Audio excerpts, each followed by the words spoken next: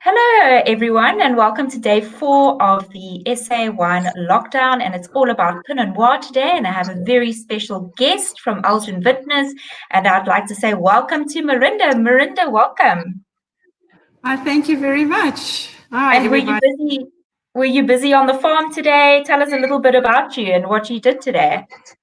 Yes, today we took in Merlot, which is the last cultivar to ripen for Elgin Vintners. So we were very much busy. We have obviously a skeleton staff, but it went well. So I'm quite happy with the skeleton staff and all. We were just about 3 people taking in the grapes, but yes, it went very well. Great. I'm really glad to hear that. And tell us a little bit about you, Marinda, that you're the winemaker for Elgin Vintners, maybe a bit of background on who you are. Yes. I'm the winemaker for Elgin Vintners. Always loved the Elgin Valley. Worked previously for a large international wine company as their South African winemaker, where I sourced grape and wine all over the industry. So I got to know the regions very, very well in my 8 years that I was with them. And before that, I was with a huge cooperative winery. So I've been in the industry for some time. Working for the international company, your goal are more for the overseas markets, obviously. But it was an amazing experience. I traveled quite a lot, made wine in different countries. So it was really, really great. So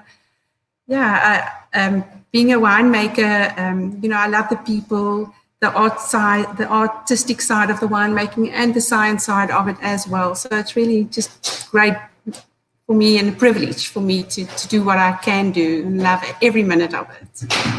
Oh, I'm so glad, and it's always so nice to see women or female winemakers in the industry too, although there are a lot of us, but it is always so nice to see that. Yeah, I agree. Yes. Okay, so we're chatting all things Pinot Noir today, and if you're watching on the live feed, please ask Marinda any questions or myself any questions. Share your photos in the comments of the Pinot that you are enjoying with us. We would love to answer any questions and see what you're enjoying this evening as well.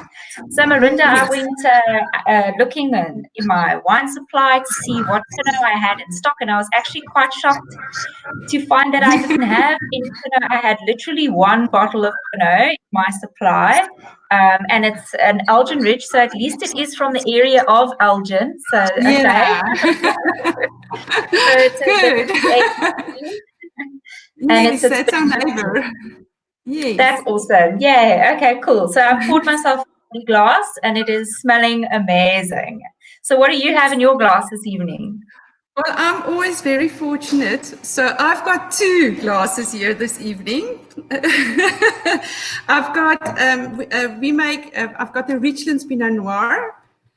This one, which we make a small volume of. Very much, I go and select the specific vines for this parcel that we make. And then we've got our true and trusted Elgin Vintners Pinot Noir, which is, we make about 20,000 bottles a year. And very popular, and people overseas markets love it. So yes, 2 very different styles of Pinot Noir, 3 different clones on the farm, and I do a selection and a little bit of winemaking technique to get that differentiation in style that I want. That's lovely. And we know Elgin to be such a lovely, cool climate region as well. And my mouth is just watering at the 2 Pinot Noirs that you have there. And I wish I could virtually taste them. So, yes, Marinda, we're talking a little bit about Pinot Noir, and it's often referred to as the heartbreak grape. And maybe you can explain to everyone why is that? Pinot Noir, I think where it really comes from is Pinot Noir has a very thin skin, so it can break easily, and it can be susceptible to rot. And also in the vineyard, you need to, it's very sensitive to irrigation because you want concentration, because your tannin and color ratio is not as high as in any other grape variety. So if you overcrop or you irrigate too much, it doesn't really taste of anything. So viticultural wise, I think it's definitely you make or break the variety in the vineyard to start with for me. And then, of course, in the winery, you know, it's very delicate. You need to protect the aromatics of the variety while it's fermenting, and if you transfer it from tank to barrel. I normally just use gas. I do everything under gas. But while it's fermenting, I do punch downs and a bit of pump overs, whole bunch fermentations. But for me, the crucial is in the vineyard and the transport of that from the grapes to the winery, to look after that, yes. Oh, it's so interesting. You know, it's such a difficult grape to farm. And it's so amazing how South Africa has so many quality bottles of wine of Pinot Noir. So if you haven't tried a Pinot yet, and then I implore you, please do try one. They are amazing. And, you know, there are different styles of Pinot Noir. Hey, Marinda, maybe you can talk a little bit about the different styles. Yes, there's definitely different styles. Terroir obviously has a huge impact on the style and quality of Pinot Noir. If it does, it has to be planted in the correct area or right terroir. Pinot Noir is a lover of cool growing areas. It needs a long ripening time, and normally it likes cool breezes as well. So normally and also if it can get morning fog, even better. It just likes fog and masses of water to be sort of near it, because you get that cooling effect that Pinot Noir loves. If you look around the world, every country that produces Pinot Noir has a different style that's unique to that specific area it comes from. New Zealand, Hemel en Aarde, the Elgin Valley, Oregon, Sonoma. So that to me is amazingly interesting. That I think it's one of the grape cultivars that expresses. It doesn't lie where it comes from. You know, it really tells you where it comes from.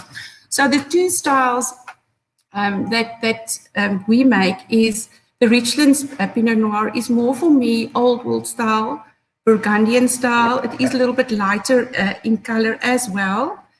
And it has that typical floral and combination of floral and earthiness that the Burgundy style has. And then the other style is more, which I would call the New World style, which is brooding, fruity, more concentrated and intense of the Elgin Vintners Pinot Noir. And it is also a little bit darker in color for reasons I make in the winery, which I can tell you a little bit later on.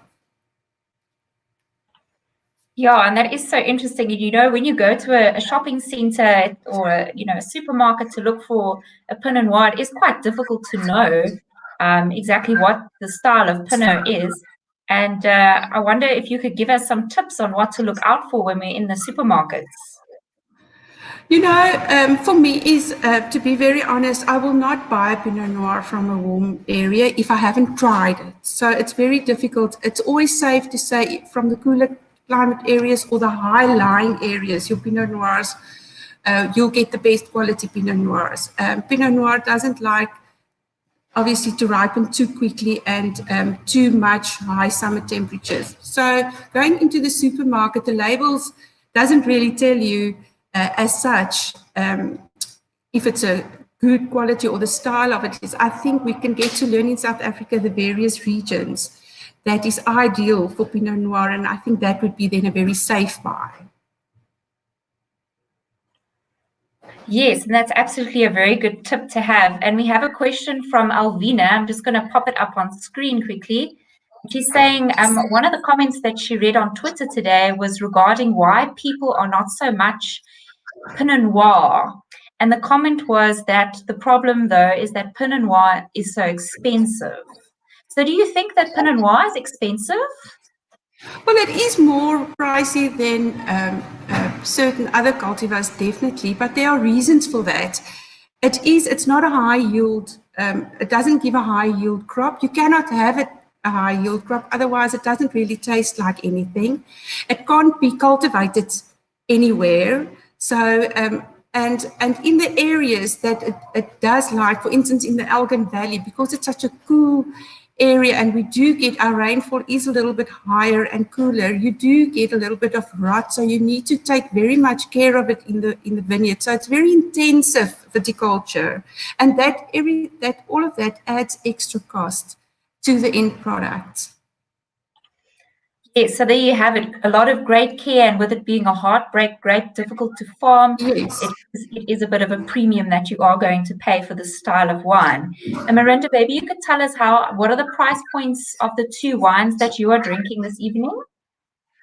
Well, the cellar door price, if I remember correctly, for the Elgin Vintners Pinot Noir is 250 Rand a bottle, and the Richlands Pinot Noir is 280 Rand a bottle at our Okay. cellar. Oh, so it is a premium price, but guys, we are talking Elgin Vintners here. It is a very special brand. So if anyone wants to get their hands on this, Marinda, can they shop online, or will they have to go to the farm? Obviously, after lockdown. Yeah, they can shop online. We've got on our website, if they go to the Elgin Vintners website, we've got our own wine shop, so they can, and we'll deliver to the door. Yes, they can definitely shop online, or come and pay us a visit on the farm. We've got a beautiful farm, beautiful manor house. You can sit on the stoop and look over the Elgin Valley while drinking a glass of Elgin Vintners Pinot Noir. Yes. Oh, that's super awesome. I'd love to visit a farm. I haven't visited yet, so I need to actually Yes, write you're that very down in my welcome. diary. I'll make sure I visit. Yeah, please come and visit. We've got a beautiful guest house, so you can even stay overnight. So, yeah, to do in the Elgin Valley, and we're really working hard to get people to visit the valley. We've got beautiful accommodation and other wineries to visit. Yes, I think it's a very interesting and worthwhile coming over the mountain. Yeah, it is about an hour's drive, hey, from Cape Town. From the center of Cape Town, just under an hour's drive. Yes, but it's pretty easy road. It's just on the N2 straight. Yes. Yeah, and beautiful scenery too while you drive. Absolutely. Yes, the Elgin Valley is really beautiful.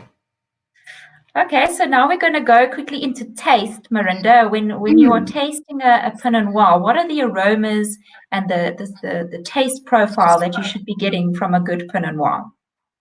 So typical aromas from a very good Pinot Noir also depends on where it's from and how it was made. But cherries, cranberries, raspberries are the first primary fruits, especially on young Pinot Noirs. You get that. Some floral notes, specifically on the Burgundy style of Pinot Noir, you get a combination of floral, earthy notes. You can have touch of mushroomy flavor, aromatics coming through as well. Those are sort of the main aromatics, and then obviously vanilla and a bit of tobacco comes into play because you've matured it in barrel as well. So yes, so those are the aromatics on the flavor profile. I really like a wine that has palate. Making a fruit bomb or a wine that has these amazing aromatics is fine in the wine way, but if there's not follow through and if there's not weight on the palate and length, then it doesn't really impress me. Palate for me is much more important as well. So I would like to have the fruit carry through on the palate, a balance between the acidity is very important, and Pinot Noir do have a lot of acidity, more than any other red wine cultivars. And which gives length. Yes, and soft tannins and structure, but we know that Pinot Noir has soft tannins, but there must be tannins present and structure together with it. That would be, for me, a very, very good Pinot Noir. Yes, and my journey with wine, obviously very amateurish. I would often refer to Pinot Noir as a white wine that looks red, and I think it was because of the fruit flavor profile. But as I started, exploring more of the Pinot Noir varieties, I realized that the wine has a very soft tannin and it can be extremely earthy. And I love that you mentioned mushrooms, because that is one of my favorite food. Mushrooms and strawberries together in a wine, it just blows my mind. I absolutely love the wine. And the soft tannin is also just so beautiful. Yes. Speaking of, there's of course ways of getting the tannins into Pinot Noir. A lot of winemakers do whole bunch fermentation where they keep the stems and the berries intact, and that would add structure, which is fantastic in a Pinot Noir. Yeah, it's quite a complex grape too, isn't it? I think in a sense, yes, because, you can make Merlot or Cabernet Sauvignon and you'll have structure there and you'll have color there and you'll have fruit there. But you have to think about your Pinot Noir, what the real goal is, because you can end up with a Pinot Noir with no structure and no tannin. Or if you over extract, you can have, because it's such refined fruit, you can have refined fruit and dry, harsh tannins, also in the Pinot Noir, if you over extract again, especially if you do whole bunch fermentation. So yes, it is a cultivar that you need experience. I think, I don't think you need to be afraid to make wine from Pinot Noir, but I know that this is the one cultivar where experience helps to perfect this. I suppose with any other cultivar, but even more so with Pinot Noir. And it's also not a grape variety, as coming through the ranks as a winemaker. It's not a cultivar that you find in every region or in every winery. So it's not, as a young winemaker, you'll be in a region where there is Pinot Noir. You might only deal with it later on, So it can be a challenge to a winemaker, but that's the fun part of it. Yeah, absolutely. Wine is like art, and the more experience you have, the more you learn. Yes. And I want to commend you for producing such amazing Pinot Noir. The journey must have been quite interesting. Yes, I must confess, as I've traveled, I was very fortunate to travel and tasted Pinot Noir and spend some time in New Zealand in my very early years. Tasted some Pinot Noirs in America, coming back to South Africa. I always said 15 years ago, there's no way that South Africa can really make good Pinot Noir and compete with the world. 10 years ago, I stumbled on grapes in the Elgin Valley, and I thought, well, this looks very promising. And I always thought that this is a very underrated area, Elgin.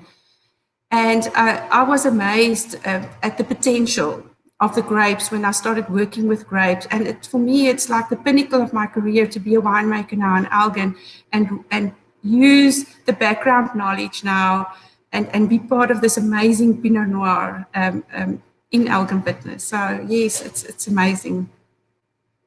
Wow, and if you are interested in being a winemaker, then definitely ask some questions, because Marinda has a lot of experience there going to New Zealand and everything. So, yeah, ask away how you can get involved and how you can become a winemaker if you want to be one. And speaking of taste, Marinda, I mean, our mouths are watering, and I'm sure it's almost supper time if you haven't eaten yet. And Alvina's busy asking, what food could you recommend with Pinot Noir? Oh, well, it depends again on your style. For the richness Pinot Noir, because it has this amazing floral notes and then you have this underlying earthiness, I can immediately think of mushroom risotto, for instance. You can even have a pizza with it. And if you have a Pinot Noir that has floral notes, fresh herbs will complement and bring out the floral notes in a Pinot Noir as well. Then, of course, that what goes also very well is chicken dishes. Duck, of course, pork goes very well with a Pinot Noir. Those are the kind of dishes, and even fish. One would always think that you would have fish with white wine, but a Pinot Noir would go very well with fish, salmon specifically. Yeah, I can just imagine that salty freshness paired with this earthy, fruity wine. It could play quite a nice role on your tongue there. Quite Yes. interesting. I'd love to try that. Yeah, definitely. Yes. And we have a nice question from Zelda, and she's asking, how does younger Pinot Noirs compare to older ones in terms of taste? What can one expect with age, and how long can it age for? Well, you can age some Pinot Noirs to start with. The age can age up to 10 years, especially whole bunch fermentation Pinot Noirs that you've kept the stems intact, because that's an added tannin and structure. Our Pinot Noirs in Elgin starts tasting better after 2 years. It needs sort of 2 years aging, and then it just gets better. So yes, definitely you can age Pinot Noir depending on how it was made, I would say. What can you expect? The primary fruit flavors is those cranberries and raspberries and black cherries in the beginning. It sets over to earthy tones, forest floor, wet leaves, the mushroomy flavors that comes in as it ages. So you'll still have that touch of primary fruit when it ages, but not as much as in the beginning. And those rich flavors, as I just mentioned, would start developing as it gets older. I hope Some very good advice. Some very good advice there, and thank you, Marinda. And yeah, you can age Pinot Noir, and it does depend on the tannin and the structure of the wine. And I always love that, that aroma profile of forest floor. A lot of people, when you say, "Oh, I can smell aromas of forest floor," it always sounds so sophisticated. So this is definitely a sophisticated wine to drink. And if you get that aroma in the wine, it's lovely to say, "Oh, I can smell forest floor," and people will be trying to smell. It's so nice to talk about those types of things. And speaking of showing off in front of people, there's many different ways that you could maybe rightly or wrongly drink Pinot Noir. And maybe you can explain to us, how should you drink Pinot Noir? Should you chill it? Should you serve it? What temperature? Can you add ice? Mustn't you add ice? What style of glass should you serve it in? Maybe you can give us some tips. Yes, Pinot Noir, of course, likes a bell-shaped jar, so a nice big round one, so to sort of get the aromas loose and captivate those aromas in a nice big, yes, there you go, you've got it. And then you can, in summer, I think it's the best rest wine to drink in summer. Chill it down a little bit, 15 degrees, 14 degrees Celsius, which is European room temperature, if I can say that. So in summer, definitely chill it down. You can even have it a little bit colder. And hey, I would never prescribe people to not add ice or add ice. That's absolutely people's own preference. For me, there's never a wrong way of drinking wine, as long as you enjoy it the way you like it. And there's never a wrong way. I also say, when you taste wines, a wine, you either like it or you don't like it, or you develop a taste for it. So you could have it, of course, with ice or just as it is. And in winter, you do not have to chill it down if you don't want to. So yes, there's no rules when it comes to your enjoyment for Pinot Noir. But what I found best is just chilling it a little bit down to room temperature, which is 16, 17 degrees is perfect for Pinot Noir. Yes, and that's great advice. And I love how you say that you can enjoy this wine in the summer months. Sometimes we don't feel like a heavy red wine when it's so hot outside. And if you're not a white wine drinker, then I would definitely recommend Pinot, because you can chill it a little bit, enjoy it in a big, beautiful glass, and just sip away, and it's absolutely amazing. Yeah, absolutely. So we've got some comments, and if you're watching now, I see there's quite a lot of people online watching. If you've got some questions to ask Marinda, anything about Pinot Noir, if you want to share photos of what you're drinking at the moment, please do share them. And we'd love to answer your questions and see what you're drinking. I have Nadine here who says, "Hello, wine lovers," and hello, Nadine. Nice to have you watching. Thank you very much for watching. And we've got a nice comment here from Deirdre. And she says, "Marinda is the best winemaker ever." Is she a relative, Marinda? Thank you very much, Deirdre. You know Deirdre? Yes. Okay, I'll say. It's always good to have that support.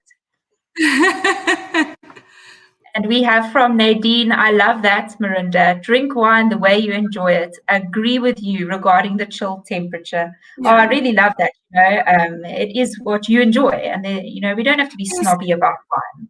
Yeah, I think I've heard many comments is that people tend to make wine too difficult.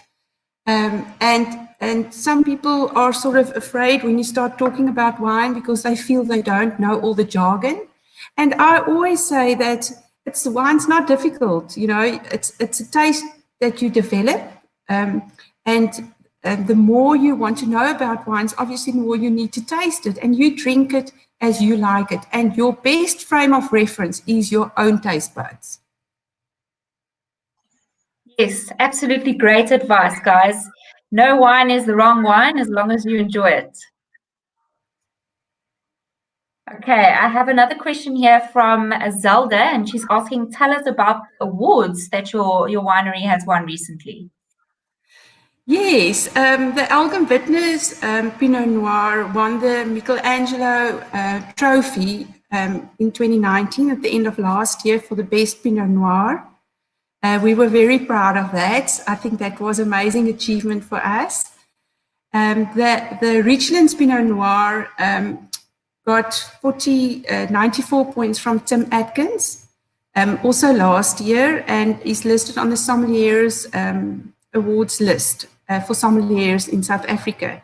So we are very, very proud of how well the Pinot Noir has been doing for Elgin Vintners. And I must commend our viticulturists on the farm and our farm managers that work extremely hard, that you know, if I say, no, do this or I'd like that, then they just do it. And in the end, you have this amazing product in the bottle, which everybody can enjoy. And these accolades help consumers make a decision, I feel, about, because you are going to spend money on the wine. So if you know it's a good one and it's received an accolade, it's a safe buy. I always say. So yes, so we're very proud of being the best Pinot Noir last year. So that for us was a great achievement. Yes, congratulations. And I'm sure everyone's dying to taste it, but now we can't buy it. And that's so sad. But in the future, you know, when people are looking for wine, specifically when they visit wine farms, the sticker of the award, or it might not have a sticker on the bottle. And I was wondering, how do people know if it's been an awarded wine or not? I think that's a responsibility of each producer. Because it does cost you quite a lot of money to entry competitions, and I think it's good. It helps consumers make decisions if you did win an award. We post it on our website, so you can go to our website and you can see all the awards listed per wine over various vintages. So I think that's a good place for producers to list different awards if you don't want to put it on your bottle. Obviously, you don't want to put too many stickers on your bottle either. But I do think it does help to make a decision for a consumer. Yes, well, there you have it. So if you're looking at all these different types of Pinot Noir and you're not sure which one to buy, pop on over to the website and have a look at the accolades or the awards that they have won, and that will help guide your decision. I love that advice. And Gerard is busy saying, wow, congratulations, Marinda. Those are great accolades and definitely something to be proud of. You can definitely be proud of that. Thank you very, very much. I think winemaking for me is always a humbling process. I have the saying that every year you start from scratch.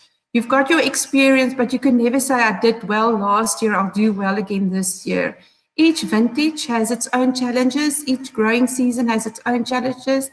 And with Pinot Noir, that's such a sensitive grape to climate conditions and vintages, you know, even more so. So yes, it keeps you on your knees, that I can promise you. Oh, and it's so interesting. And, you know, these are trying times during the SA wine lockdown, as we call it. And we as consumers are not sure, you know, will we be able to find a 2020 vintage? And maybe you can explain a little bit about what's happening there in the cellar and on the production side.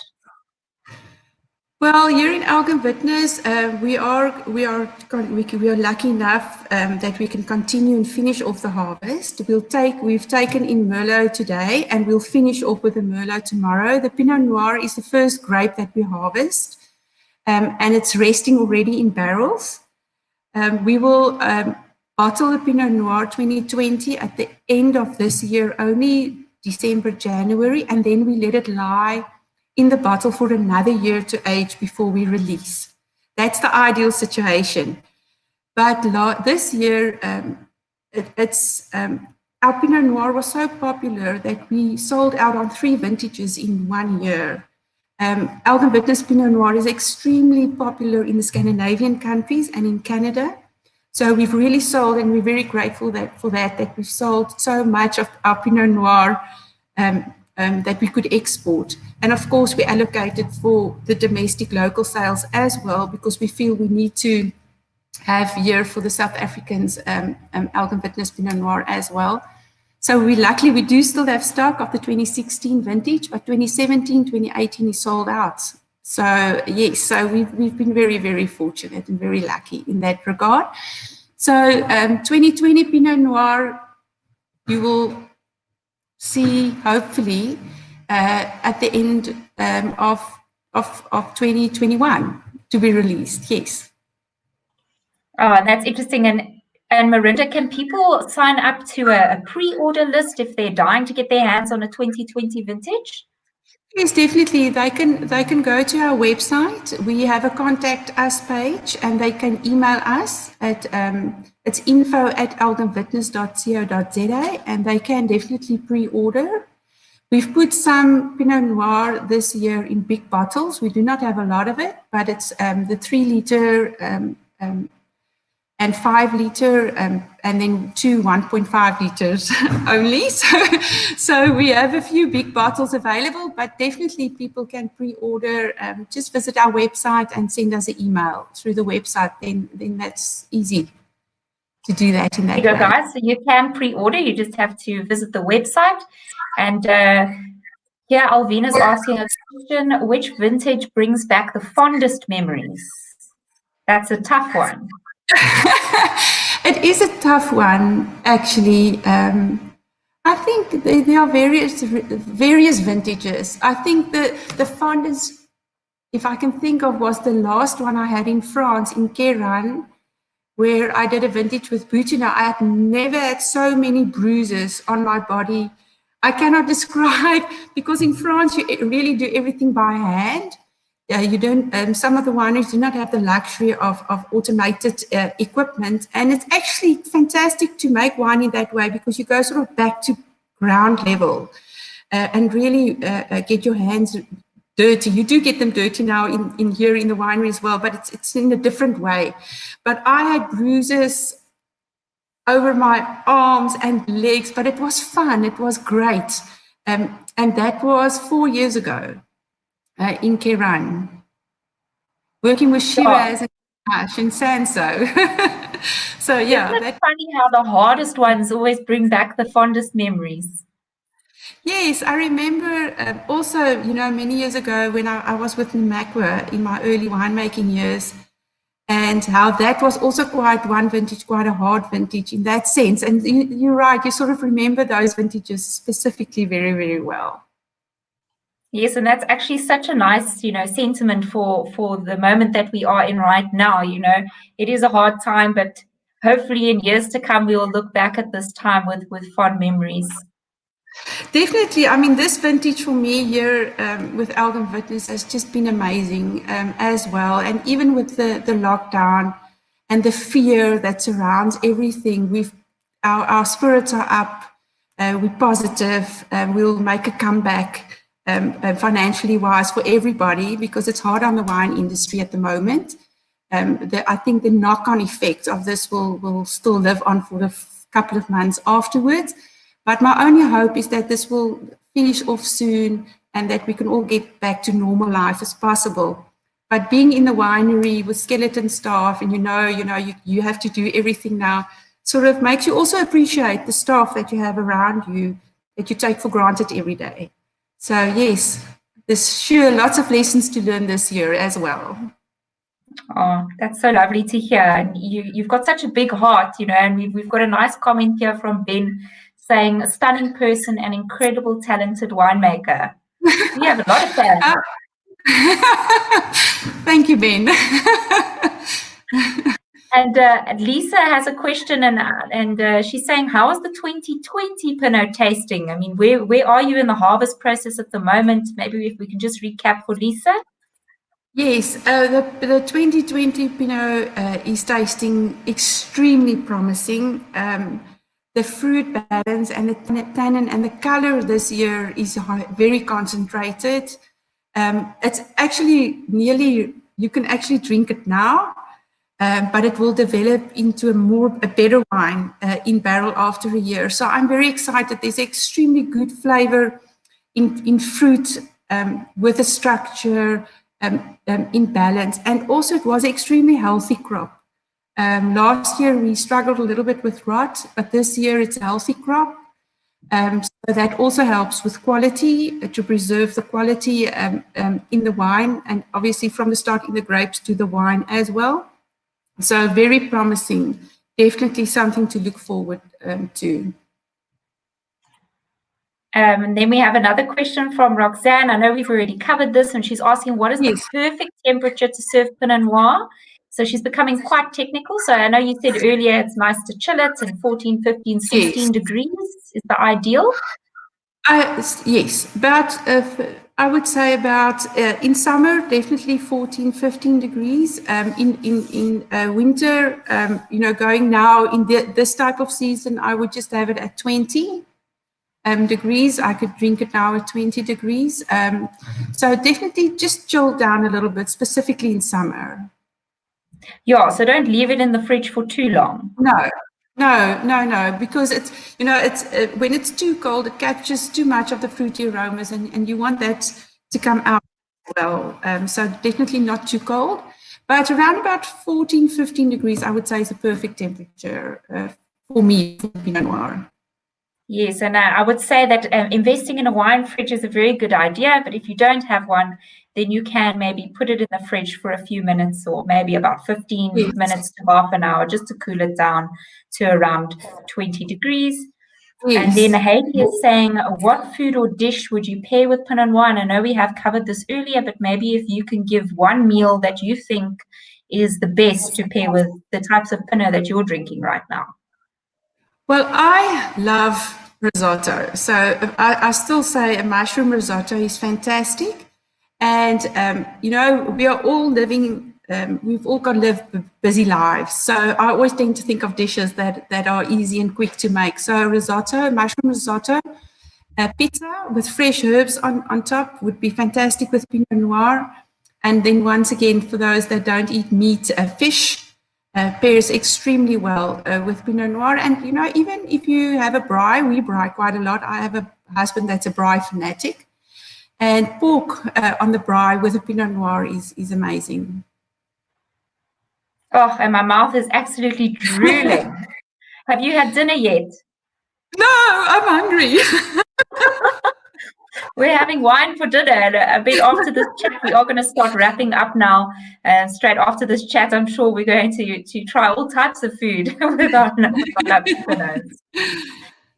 Lisa's saying, she's just commenting that I was at Iona a couple of weeks ago, and they were as excited as you. And Elgin produces such good Pinot berries.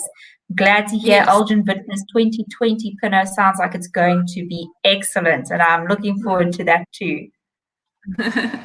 Thank you. Okay, so Amanda, thank you for saying this is a great initiative. For all of you that are watching, thank you so much for engaging with us. Marinda, thank you for your time.